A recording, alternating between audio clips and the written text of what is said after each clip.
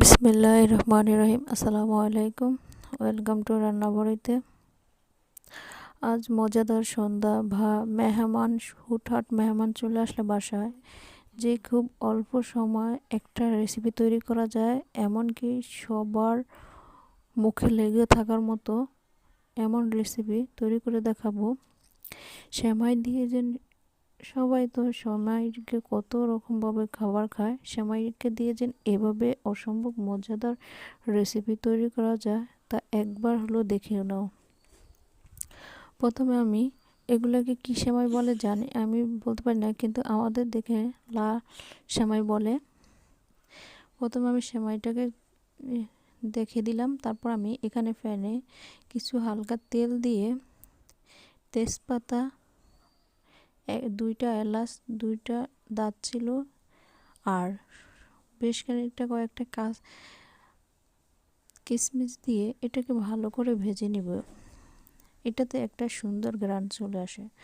তারপর ভেঙে রাখা সেমাইগুলোকে এভাবে দিয়ে একটু ভেজে নিব। এটা ঝুরঝুরো হবে না, হবে না। এভাবে ভেজে নেওয়ার পর এখানে এক এক করে আমি সবগুলো দিয়ে দিব নারকেল।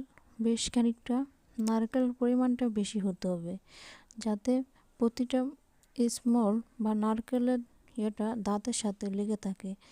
চিনিটা সবার পছন্দ অনুযায়ী মিষ্টিটা আমি এখানে বেশ খানিকটা মিষ্টি দিয়েছি।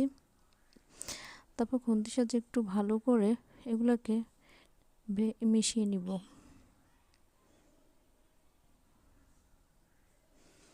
মিশানো হইতে হইতে দেখো কি সুন্দর সেমাইগুলো একদম অন্যরকম হয়ে আসছে।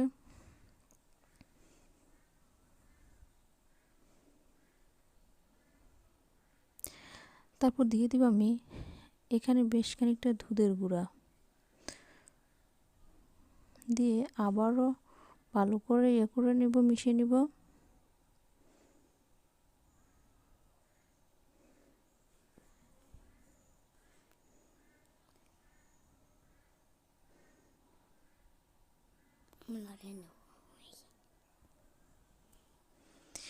এভাবে একটু 5 থেকে 6 মিনিট ভালো করে মিশিয়ে নিব।